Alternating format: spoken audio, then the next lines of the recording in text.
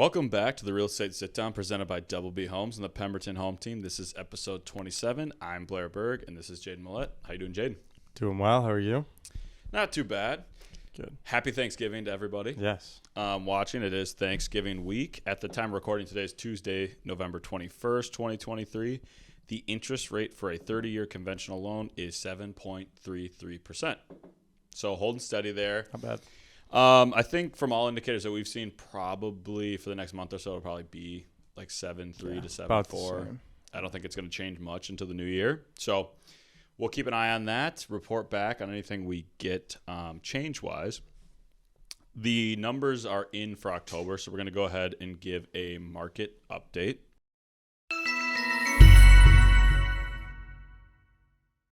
In October, as you can see, new listings were down by 1.1%. Closed sales were down by another 7.8%. Median sale price up by 1.7%. Average sales price up by 3%. And then the inventory of homes for sale is down 7.7% from 2022 to 2023.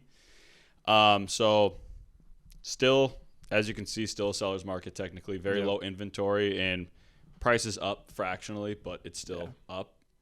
I don't know. What are you seeing out there?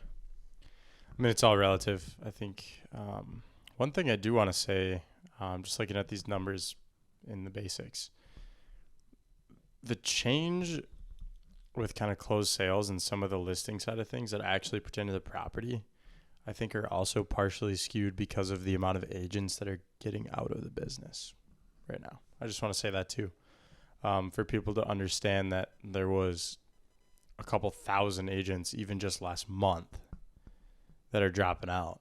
And obviously there's a very minuscule amount that are coming in. So, I mean, new listings is going to change slightly. Not as much traffic of agents out there. Closed sales could also potentially change a little bit on that.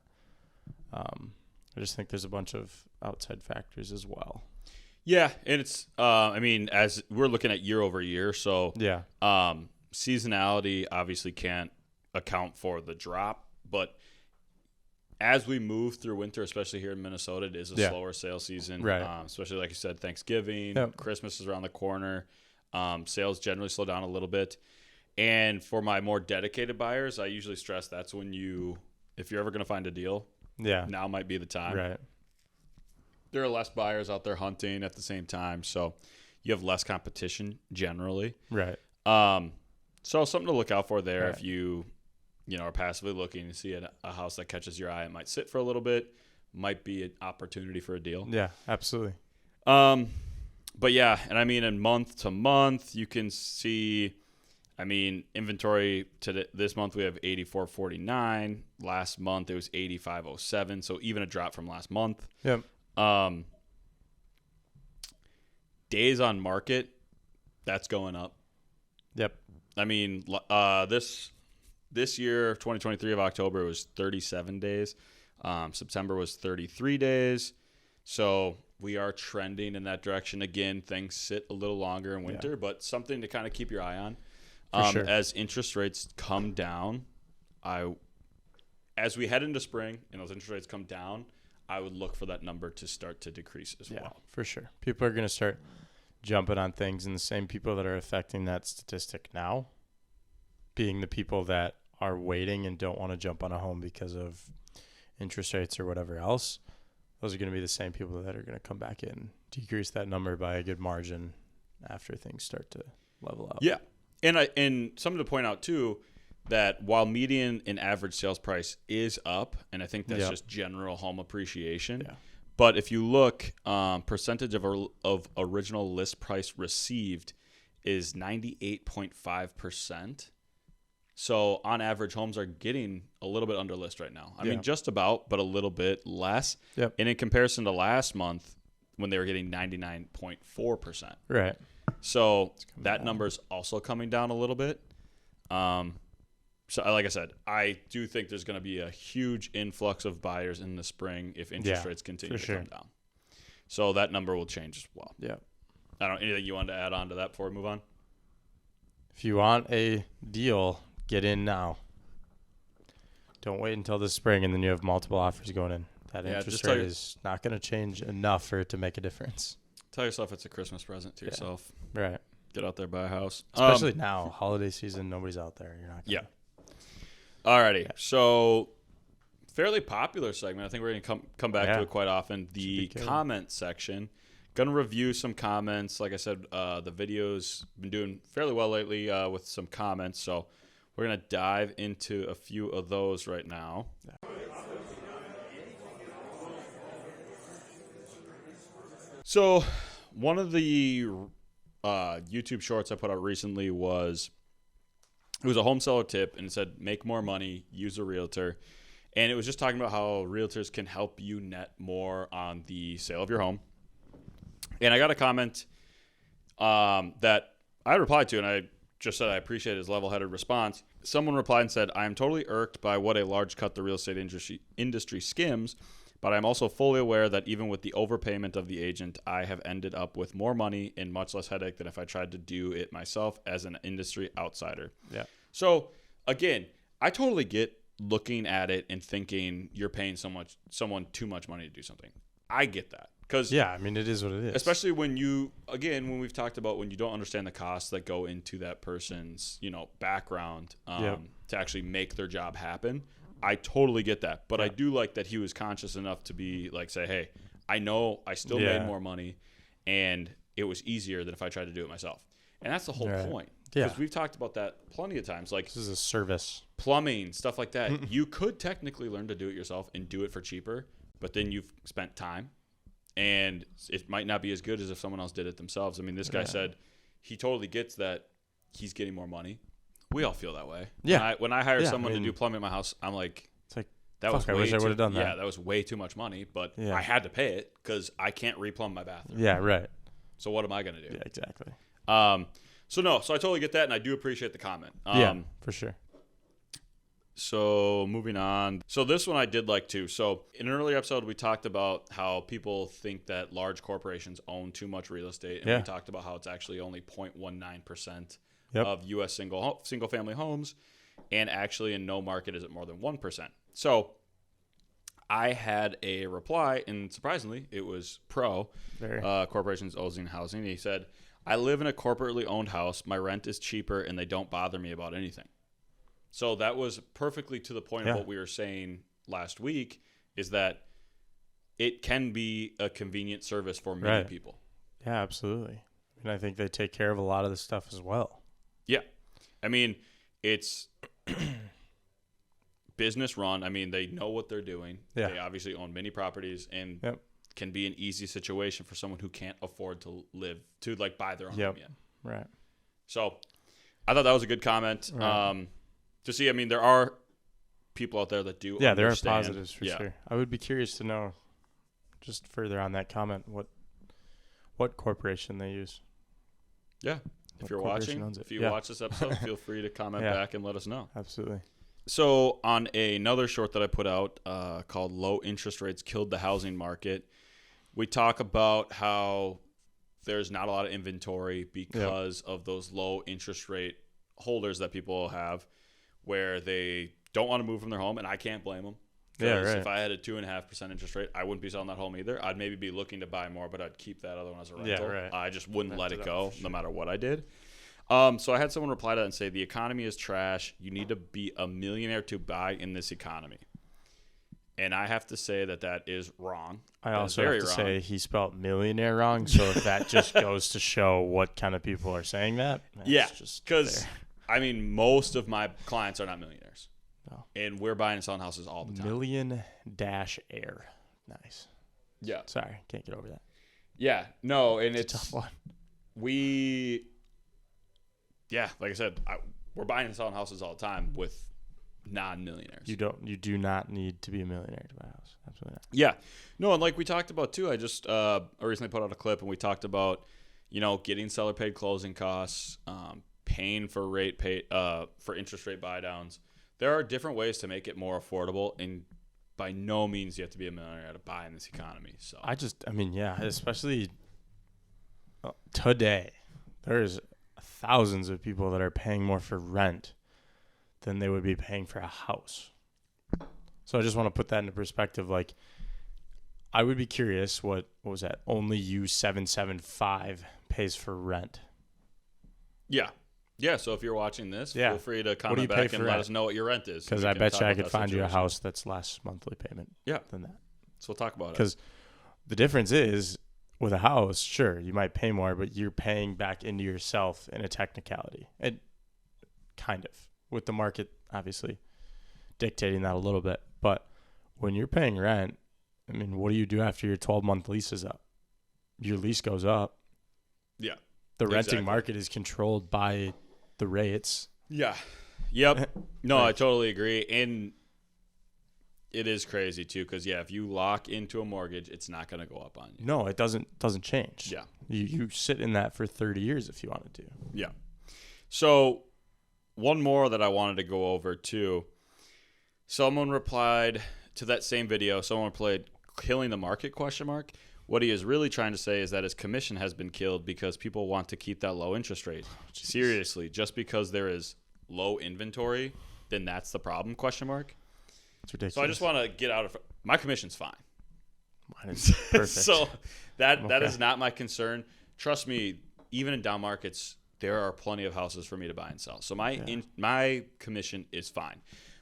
And what they're not understanding is supply and demand. It's a simple economic That was principle. high school economics. Yeah, it's a high school economic principle that if supply is low and demand is high, things are going to be expensive. So it's not hurting my pocket. What it's hurting is first-time home buyers. Yeah, So absolutely. to me, that's a kind of a cold response because I get you're trying to diss me. That's fine. Come for me. I don't care. My What's the thing name is on it? what you Scroll. should be worried about is first-time home buyers. Yeah. I already own a home, so I'm fine. Yeah. I'm looking out for first-time home buyers that it's not affordable for most first-time home buyers right now because of those low interest rates, because people now don't want to sell what would be a first-time home buyer's home. It has nothing to do with our commission. Not to mention, I would absolutely love if every client I sold to could have a low interest rate. That'd be great. That'd be great. In that video, we're talking about it's tough because there were such low interest rates, and then they went up. You literally by just a said it considerable earlier. amount. Yeah. If you had a 2% interest rate, you're not moving. Just fair. Yeah, and I would, even if I had a client, I wouldn't persuade them to try and sell. I have a lot of clients that come to me now, and they're thinking about moving up. And my first question is, are you able to buy a new home and keep that old one? Because if, for the love of God, if you can hang on to that, hang on to it. Yeah, I'm glad to help absolutely. you find a house. Yeah, and if I was worried about my commission, I'd be trying to get them to sell their home too. But I'd rather see them get a win, keep that as a rental, and buy a new place. Why would I want someone else to lose when they're going to have to come back to me? Yeah, exactly. I think what a lot of people don't realize about our industry too is like our entire business is built on our reputation. Yeah, referral-based business is literally... If it gets around that I'm just snaking people, that's not going to be good for business. No. So And that one commission check compared to 15 based off referrals is not not going to be... Exactly. even So close. that's, I think, the last comment for today. Keep them coming. I actually like Jaiden said, this is great. This is becoming one of my favorite segments because I do like when I feel like I can interact with you guys directly. That being said, we'll move ahead to FAQs. Blair, so a question I've been getting a lot is what goes into the value of a home? So when I'm pricing a home, there's a lot of factors you have to consider. The main one is location. I always say to my clients, the one thing you can't do with a house is move it. Right. So it's like you could love a house, but if you are like scared to walk around in the neighborhood, you're not going to want to buy the house. Right. So location, size of home, it's beds, bath, garage, acreage, age and condition. So if you have a newer home that's in better shape, that's obviously going to be more money than a house that's 100 years old and hasn't been updated. Yeah. Any new updates? So if you've redone the kitchen, the bathrooms, the plumbing's new, you've got the septic all cleaned out, that kind of stuff. New roof, those are big things when it comes to pricing a home. Boilers, furnaces, air conditioning units, your utilities are always big. And then supply and demand in that neighborhood. So, I mean, if you live in a very desirable neighborhood in homes, there's no really homes on the market. Right. You're kind of setting the standard for the price in that neighborhood because you are going to be the only one. So, I mean, I think of it this way. if you absolutely need a truck and you go to the dealership, are you going to care so much about the color of the truck that you buy if there's only one on the lot? Yeah. No. If you absolutely need a truck, you're going to buy whatever color truck they give you. Yeah. So that's kind of how that relates. If you're the only home for sale in a really nice neighborhood, we can set your price a little higher because you're the only one. Yeah. So there are a lot of different individual factors. So, I mean, if you're talking to an agent, make sure that they're going over those factors with you and providing you with a good CMA. That's a comparative market analysis. And they should be breaking down those things for you. Agreed. Jaiden, as we talked about, days on market is getting a little bit higher. Yep. How does the amount of days on market affect the pricing of a home? I would say, especially in today's market, it's affecting it quite drastically. And when I say it's affecting it quite drastically, I want to preface this as well. The days on market is changing the price of your home, not the value. I want to say that and make that clear, because when you're selling your house, you have the base value, you have the comparative market analysis, you have everything that we just talked about that goes into the value of the home. However, if your home is starting to sit for, longer than the average market standard for days on market, you're going to have to drop your price. There has to be some give and take there. So I think the effect of days on market is very large. And I would say the more you can have your agent do to sell your property quicker than days on market, or find yourself an agent that can and has proven to sell houses faster than the average agent, that's big, because we're seeing properties right now. If you're sitting more than 60 days, you're doing a $25,000 price drop. I mean, you're coming down in price quite a bit. So yeah, I think, yeah, no, I totally agree. And it really depends too. A lot of it has to do with area. Yeah. I've had I would say what is a large luxury rural property. Yep. And I've had that listed for a long time. Yep. But that's a little bit different because it's a ton of land. It's a huge house. Right. And we can only come down so much before now we're going to be losing money. And it's in an area where the right buyer is going to love it, but it's not for everybody. Right. So as you move into more suburban neighborhoods and you sit for a long time, that's when you have to start asking yourself, like, why is no one buying this house? Right. And generally, if it's sitting, it's price. Yeah, for sure. And like you said too, I mean, if you're in a low turn neighborhood and you have something that other properties don't, if you're that first property that's kind of like setting the tone and nobody else you kind of have an idea is going to sell for a while, yeah, you can sit on the market a little longer because, like you said, somebody will come through. It's just a matter of time. So there is strategy to it. But if you're in a market that you're more than 45, 50 days on market and there's homes selling one by one around you, you're going to have to shop the price. That's when you need to take a look in the mirror too. Yeah. If you're in a neighborhood where homes are selling and yours isn't, you either need to come down in price or there's obviously some large thing that needs to be fixed. Be realistic. As a seller too, you have to be realistic. And I think we run into this a lot and have those conversations quite a bit. You love your property. There's emotion attached to it. We love your property. We get it. We want you to get as much money as possible, right? We want to help and service that.